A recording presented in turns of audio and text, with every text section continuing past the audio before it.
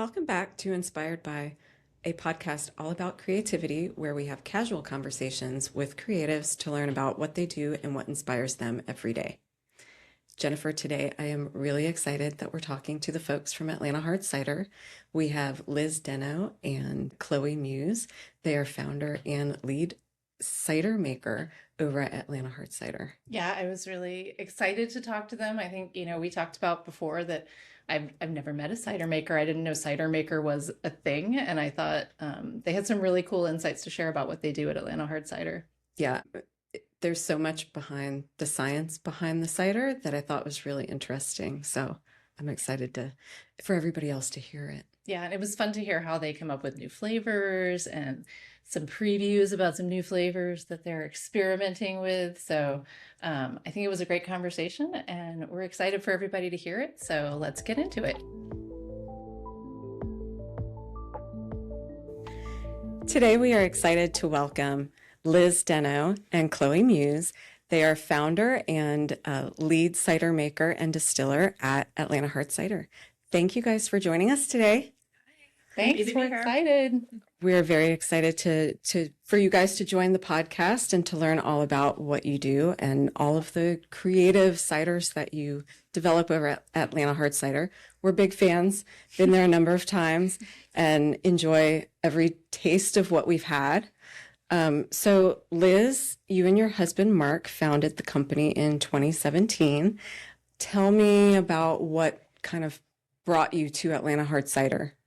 So he's an entrepreneur and he has all these great ideas and had little businesses here and there. And one day we were at a concert and he discovered cider and thought, wow, this is great. It was a commercial brand, a major commercial brand. This was back in 2015, I would say. And he was like, I want to know more about it. And so I was at Total Wine like a few weeks later, and there was a huge cider section. And back in 2015, cider wasn't on the map here in Georgia or in the Southeast. So it was kind of a new discovery. So most of the ciders that I saw initially were from the Pacific Northwest, from upstate New York. Right. And I started buying a bunch, and we started tasting them, and he fell in love with them. He has a gluten intolerance, so that was really the main reason he started switching from drinking beer to cider. And I'm a wine drinker, so it was very natural for me to drink cider, which pretty much ours drink like a light white wine. And we just started tasting the ciders, and he had this bright idea to, hey, I can learn how to make these. Let me just start home brewing. So he did a little research. We bought a little small commercial system. We put it in our garage, and he started experimenting. They were terrible at first, quite honestly. We had some wonderful friends over a bunch, and we would do little taste tests and taste batches with them. And they all smiled and they drank it, and they were like, yeah, this is really good. Smile and nod, right? This is going great. And I'm like, let's be honest. So he did some more research and found out that there was actually a class at Oregon State and a cider making class. And so he went out there for a few weeks, took the class, loved it, met a lot of cider makers from the Pacific Northwest, and learned of all the things he was doing wrong. Came back, changed the way he was actually making the ciders, and they started to taste really, really, really good. So perfected the garage cider. yes, right? he perfected the garage cider, and he decided he was like, hey, we can make a business out of this. What do you think? Wow. Yeah. And I was like, Really? Do you think? I don't know. He was like, no one's doing it here really in Georgia. It'll be fun. Quit your job. It's going to be great. Wow. And I said, okay, sure. What a leap of faith. Yeah. What a journey you've been on since then. Yeah. It's been fun. And we actually printed out our first labels on our home printer. Oh, wow. And we took those little samples over to the distributor that we have now. And we're like, hey, try our homemade cider with our homemade labels and our little jars that we have, and here we are. Oh, that's incredible. From small batch to taproom, right? Yeah. That's awesome. Yeah. So, how did Chloe enter the scene here? Well, yeah, Stephanie hired me on, our original taproom manager, and She was a bartender. Okay. yeah, so didn't really even know a whole lot about processes of making any sort of craft beverage or anything. Was just kind of looking for something to like fill my space with, because I wasn't exactly sure like where I was headed career-wise. So So, before this, you were a bartender, and talk to me a little bit about like what was that experience like when they're like, "Well, we want you to be a cider maker," or How did does you it choose become a that? cider Yeah, maker? like what does that look like? yeah, so there was definitely some time between when I first started bartending and then being lead cider maker now. I would say things started off pretty well. Like I enjoyed the cidery. I enjoyed like tasting everything, all the bartenders that were working there, kind of the OG crew.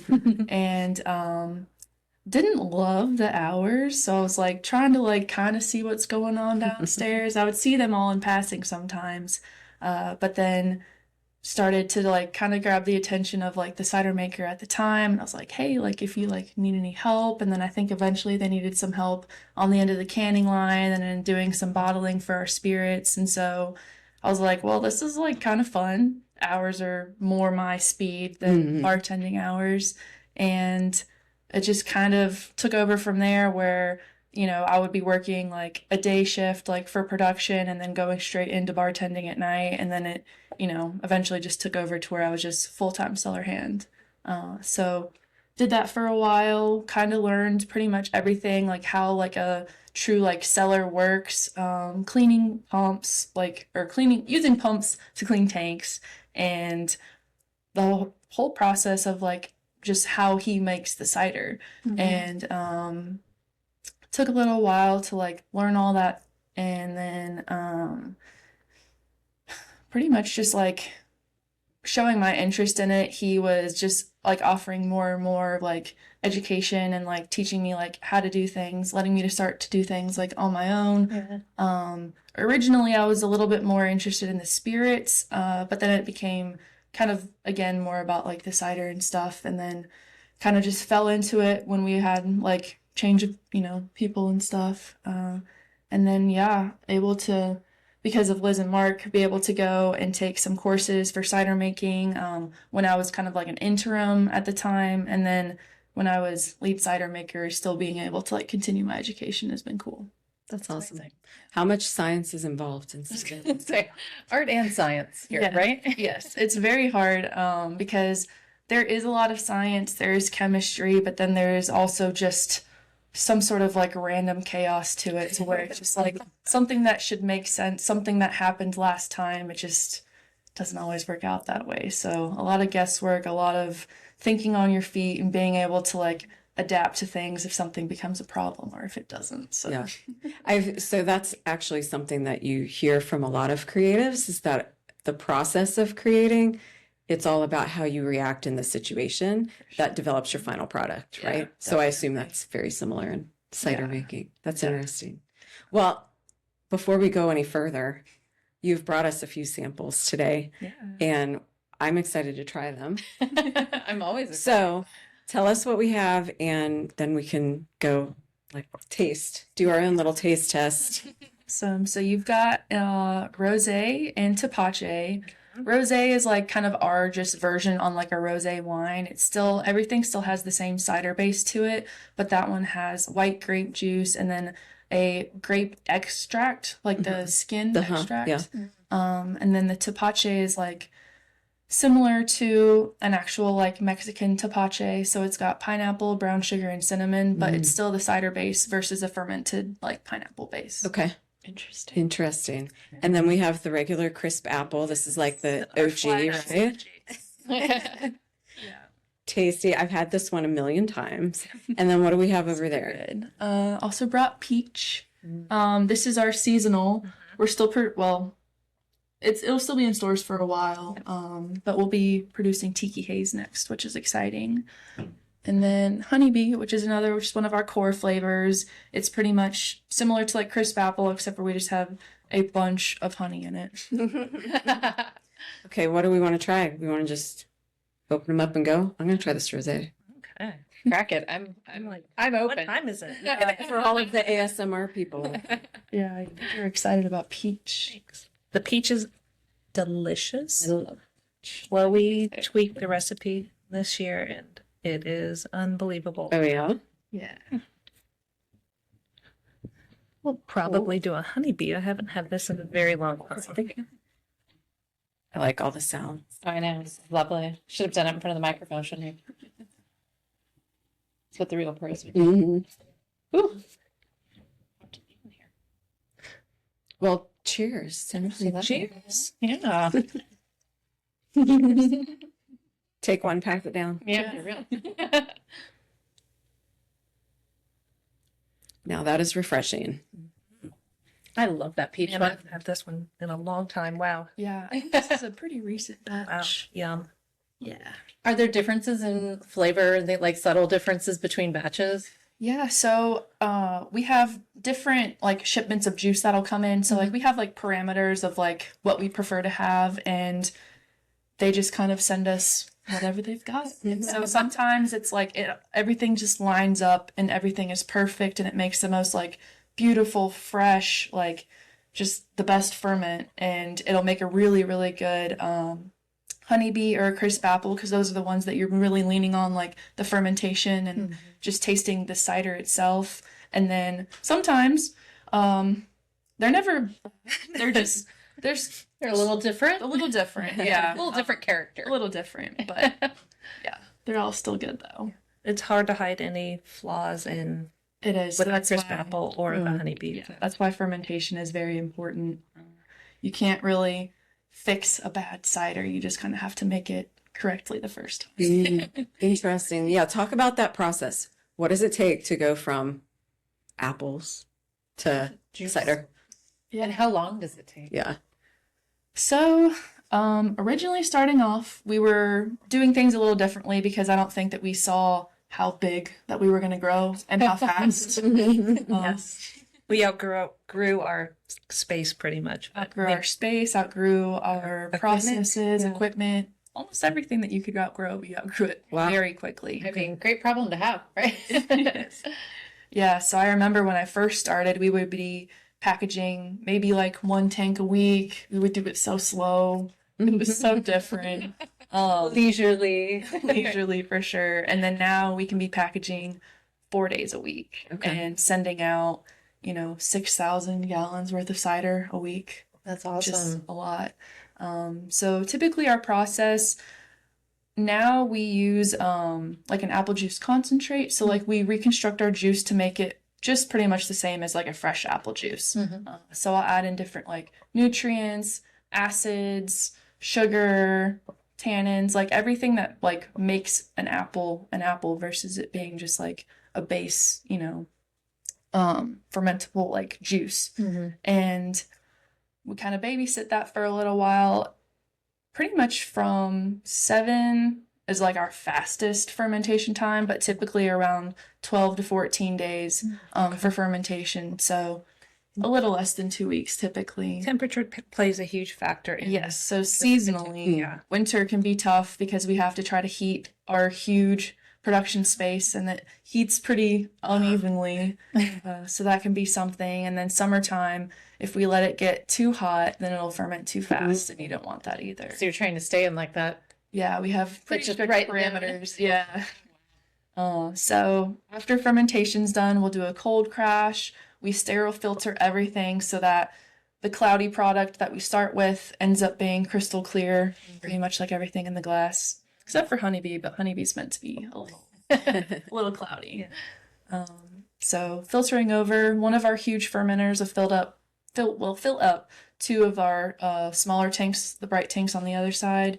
And after that, I will make all the additions to whatever cider we need. And pretty much from there, it's just packaging. Wow.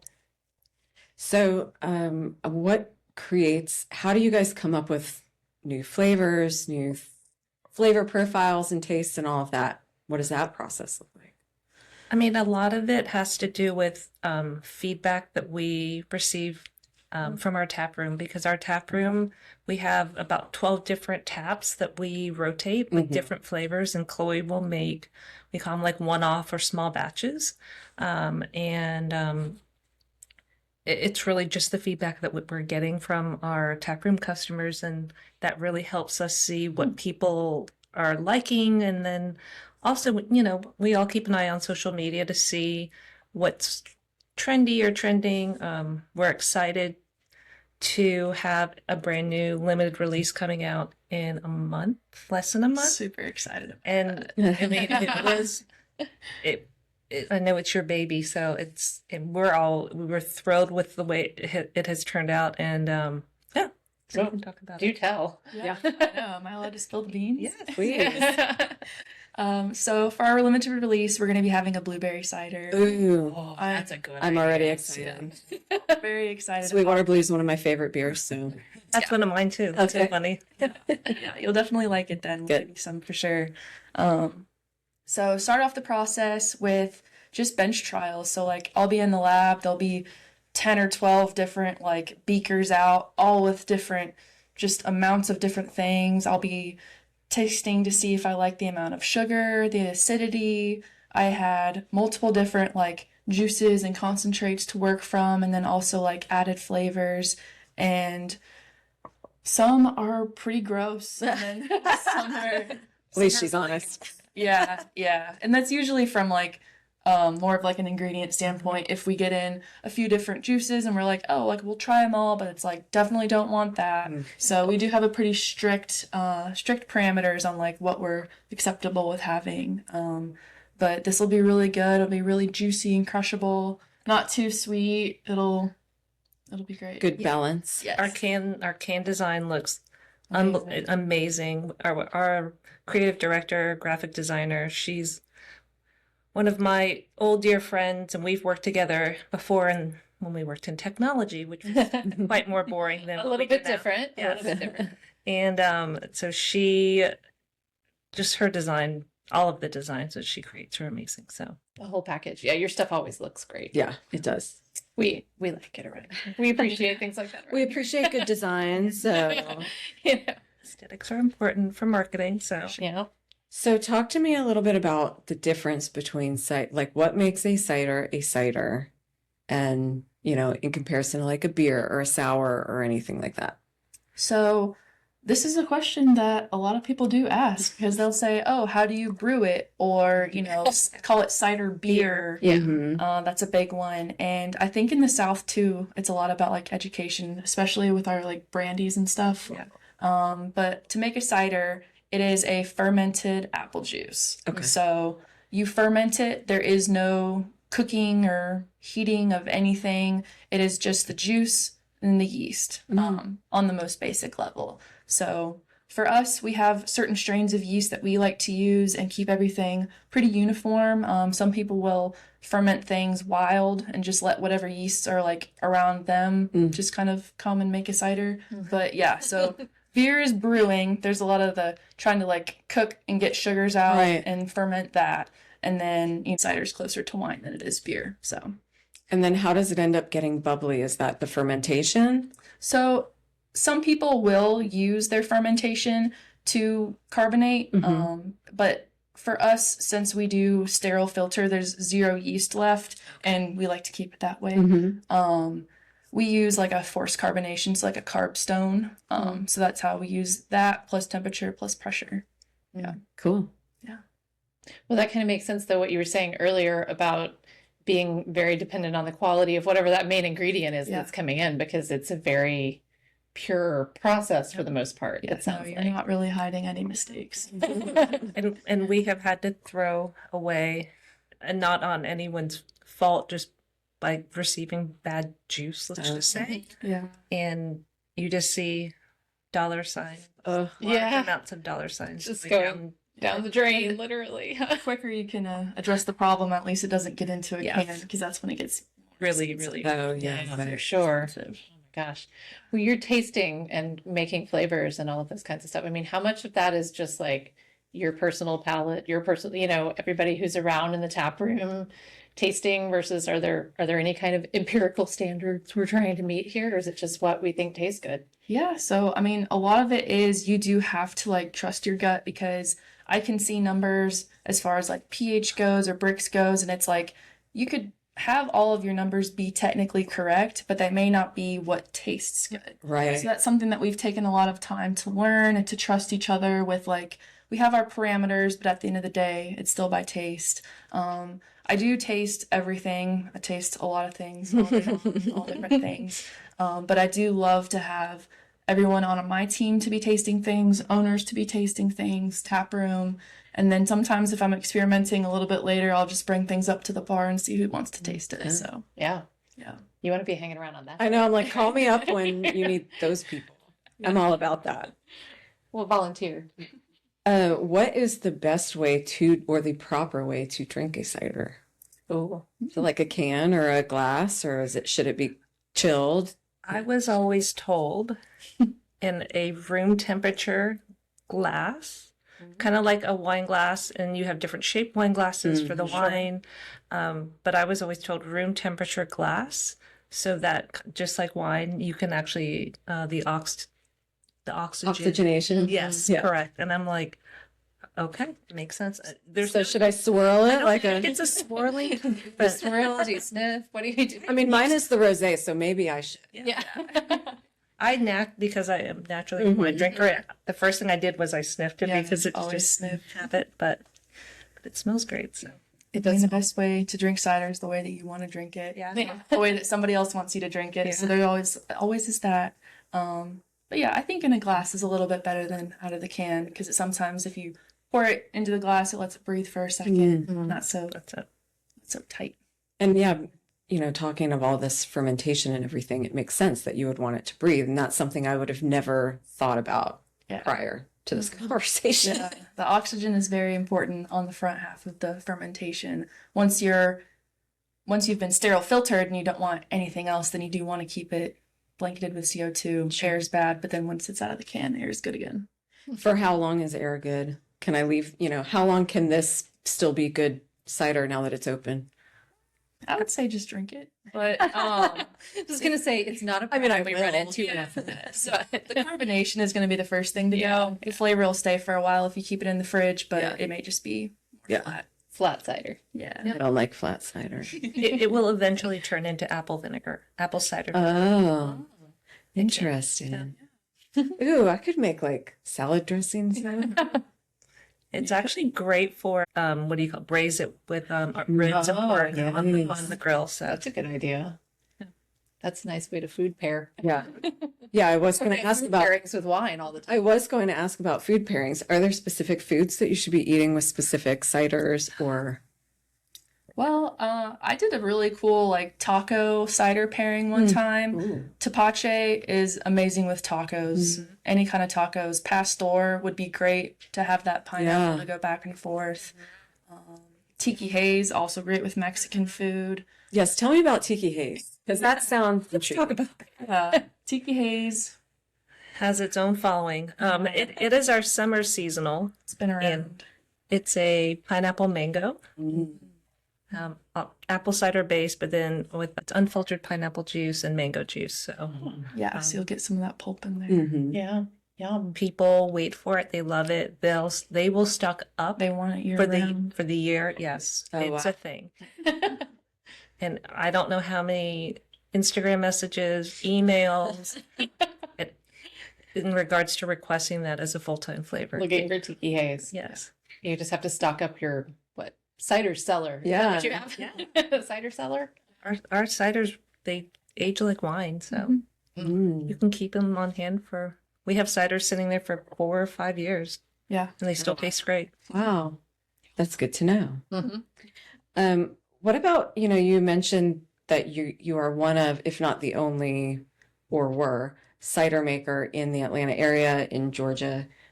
What is that community like? I realize that they're probably mostly West Coast. Is that right? Northwest, I would think, right? Appley places, Yeah. right? Yeah, so every year we get to go to CiderCon, which is really cool. It's like where all cider makers come and meet up for like a whole week, get to talk about things, get to try each other's ciders, and we are pretty underrepresented down here. But apples don't really truly grow great Yeah. in the South. So Right. like when we were getting in fresh juice, it was coming in from Washington. So there's a lot Pacific Northwest, and then over towards the Northeast, a lot of cideries. There are still a few in Atlanta, and then a few kind of family cideries up at like up in LJ. Yeah, I was gonna say you have you have a little bit of trying to grow apples. Yeah, in that trying to area, grow. but But yeah, we wish there were more. But Is the community very collaborative? Do you I would guys share secrets and all of that? Maybe not secrets, but tips and tricks to make Yeah. your cider best.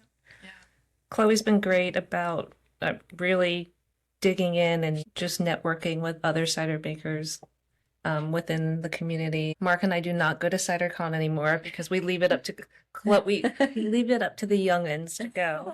So Chloe and Ariel are the two that represent us. So it's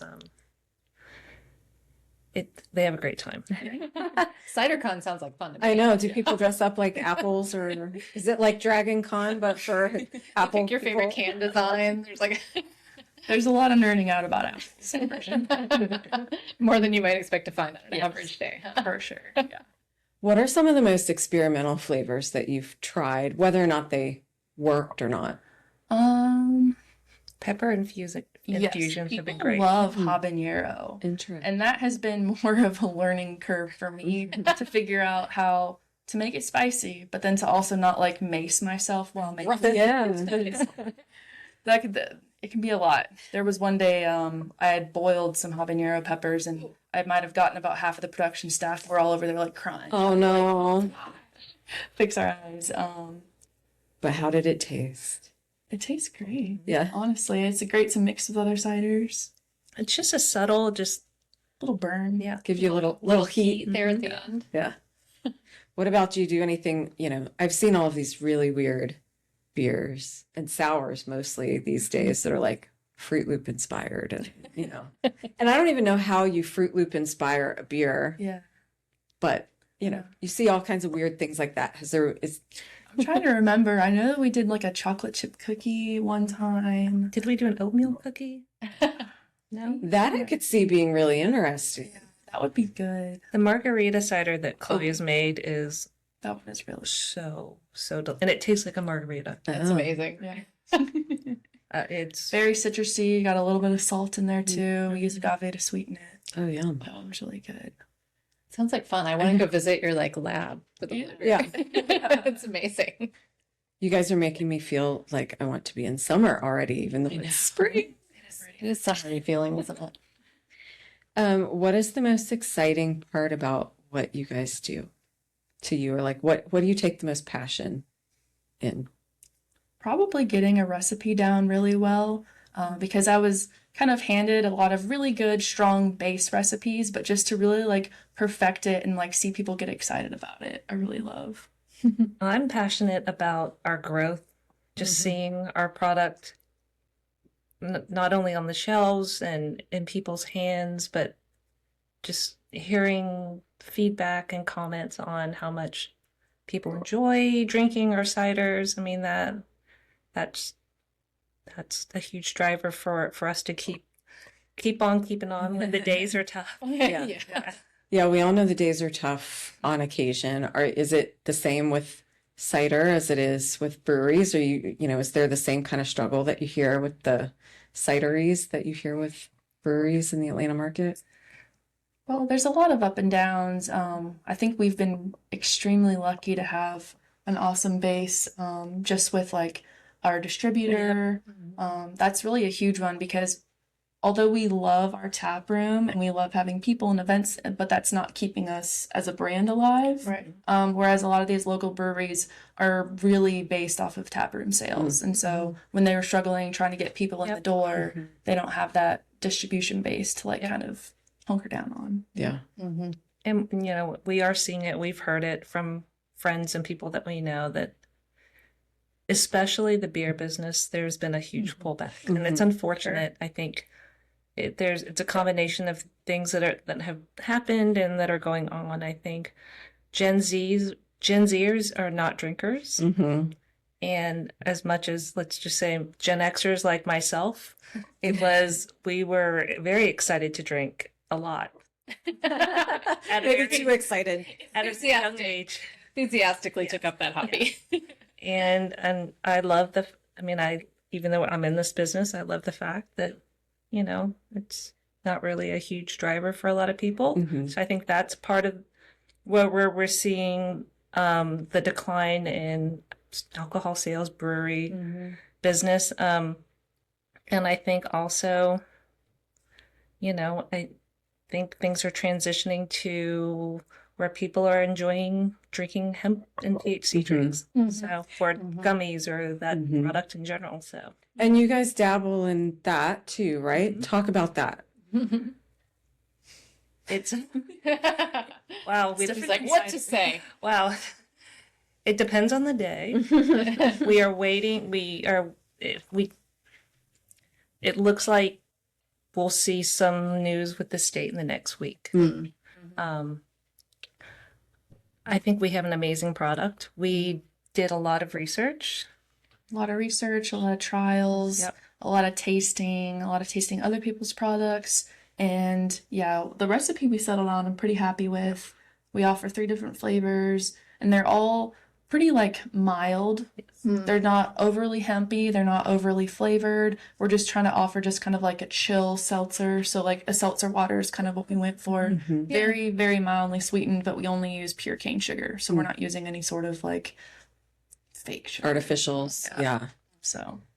And we went with a recipe with 10 milligrams of THC. And then 5 5, CBD. yep. Which is, It's approachable. It's balanced. yep. Yeah. So I think it's wonderful for people who like that. And I'm personally hoping that the state is open to keeping products on the shelf. Yeah, with regulation, because right now the regulation is not there. So regulations and tax it, make your money. We are good with that. But, let's... But allow it to be there, right? Yes. Give people the option. Yeah. And just regulate the dosage. I think that's a very fair compromise. So. Yeah. Interesting. Do you think that appeals more to the younger demographic as well? I initially thought that would be the case, but I'm hearing I'm hearing soccer mom, the moms are the moms. You gotta watch the soccer moms, don't you? And I'm when I was running kids around, you get home after that. Yes, I understand. I get it. Our tap room flies through it, though. We do on-premise sales, not on-premise consumption. Okay. Come and get it at the cidery, and it's we're restocking all the time. Yep, it's pretty great. Yeah. It's really In talking about creating new flavors and all of that, do you find satisfaction in the creation of the product or in the reaction of others to the product? Or is it, talk me through some of that. What does it mean to you to hear feedback from others versus you doing things on your own? Talk about that. I definitely value feedback. This past CiderCon that we were talking about, I was able to get some feedback from some of the instructors that I had taken my courses through, and the product that I came to school with and then the product that I'm producing now are so drastically different. And to hear them praise what I made, and they aren't gonna lie, They'll tell you like it they'll is. be very truthful, and to get very highly praised by them was a huge win for me. And of course I do love it when colleagues and consumers come up and tell me that it tastes good. But I am very hard on myself to where I want to make sure that I'm making the best product. Love it when other people love it. Yep. But She was Cidermaker of the Year for Cider Association. That's a huge. That's awesome. Congratulations. thank you. I'm only doing this for a year. About a year. Wow. Yeah, formally. Yeah. Yeah. Huh. And and then, the ciders that we make they pretty much all win awards if we submit them. So we're It says You're a so lot. modest. It says a lot. So, We get a lot of feedback, but I do learn from people who I will try to get like a blind opinion from someone. If I see someone out drinking a cider, I'll just like say like, "Hey, like, do you like that?" Like, I've never had one before. Like, just kind of play dumb and just see what they honestly have to say, and it's usually pretty good feedback. What inspires you to do what you do every day? That might be a deeper question. I mean, for me, a huge inspiration is like seeing we have a very young team, age-wise, seeing them really grow together. They lean on each other a lot. You know, Chloe and then Ariel, who's my daughter, who's the production manager, they work hand in hand and they support each other. And just seeing their growth in the last 2 years, it makes me proud as not, only a mom, but like as, the business owner, seeing that they have stepped up and really take pride and ownership in what they do and the products that we're creating and how they carry themselves with their team as well and how they lead their team. There's coaching and a lot of times you're coaching someone that may be older than you and just really seeing that growth. Yeah. That's an inspiration for me. And then seeing our product Yeah. And getting out awards. there. out and about. So. What about for you, Chloe? I think I do get a lot of inspiration from like talking to people, and like a lot of my like fun ciders I do like to make for the tap room come from like more of like a nostalgic type vibe, I guess. Because flavors and scents, but like flavors are like they're very like tied to memories for a lot of people. So like making like an orange creamsicle cider just kind of like reminds me of being little. That's really fun, but I just love like the whole process of it. I get really inspired even on the days where it's just a lot of grunt work. It's a lot of heavy lifting, a lot of cleaning, but it's just like the perfect blend of like creativity, science, and then like hard work. So Yeah.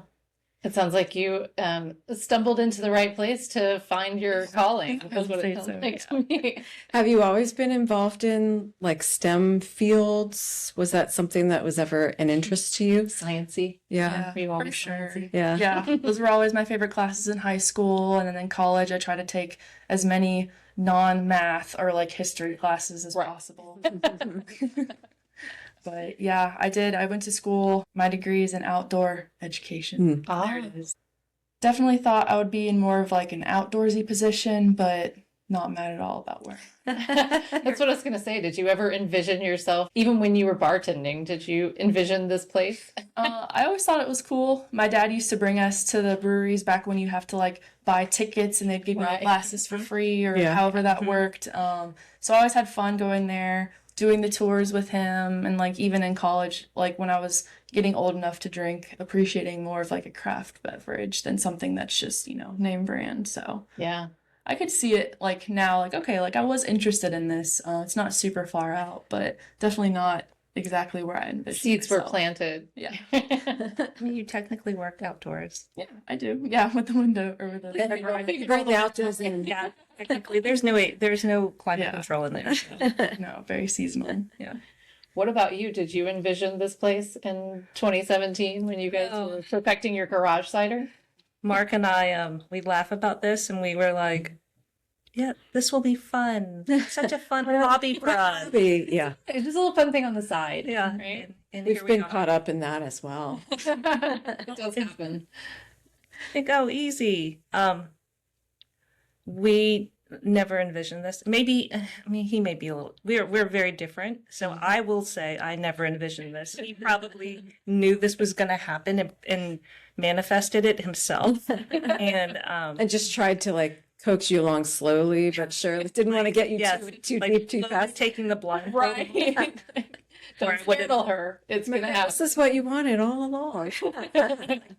It's too much. There's so much. But no, we couldn't be happier. We couldn't be more thankful. We get to work with each other every day.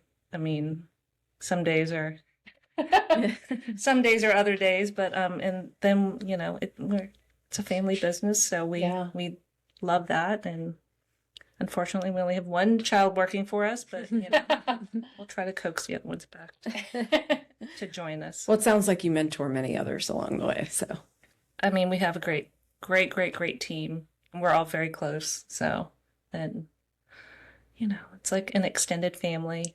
I mean, our sales manager is like, well, you're like my mom. And I was like, I'm a mom for a lot of people. It's good. So, well, as you have inspired all of those people, you have also inspired us today, and we appreciate you taking the time. So let everybody know how they can find you, follow you, what's going on, what's coming up. Get their hands on Tiki Haze. Get their hands on Tiki Haze for sure. And this blueberry one. I want to hear about that. I'm really excited about that. You can follow us on Instagram at Atlanta Hard Cider, at ATL Distillery, at Atlanta Hemp. And then, our website's atlantahardcider.com, atlantadistillery.com. And we have lots of fun taproom events happening at our taproom over here in Marietta. I think the next big thing we have going on is Heated Rivalry Trivia next Wednesday. Ooh. And yes, please get there early for a table, or you'll be sitting on the sidewalk outside. That's what we're thinking. And what else? We have our Dragon Con, which we do have vodka, and we're doing an apple pie cider for them this year. So we have a label contest going on with Dragon Con for the vodka. So if you go to our Atlanta Distillery Instagram, you'll see it there. And please vote on your favorite, and we'll release that in the next week. That's and exciting. then Chloe has her ciders. Yeah, find me at the tap room. That's You where see she'll the be. big chicken from it, so Yeah. close by. Close to the big chicken. That's not the first time that's come up. On No, this podcast. it's not. And if you don't know the big chicken, look it up. You'll find it.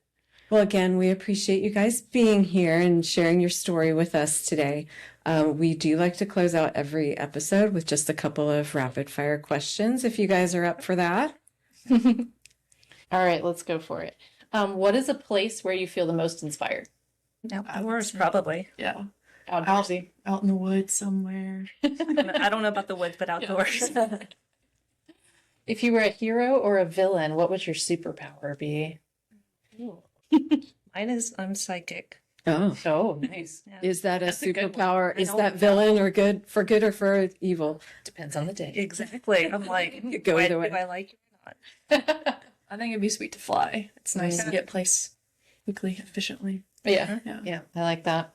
What about your at bat music? Like, what's your walk up song?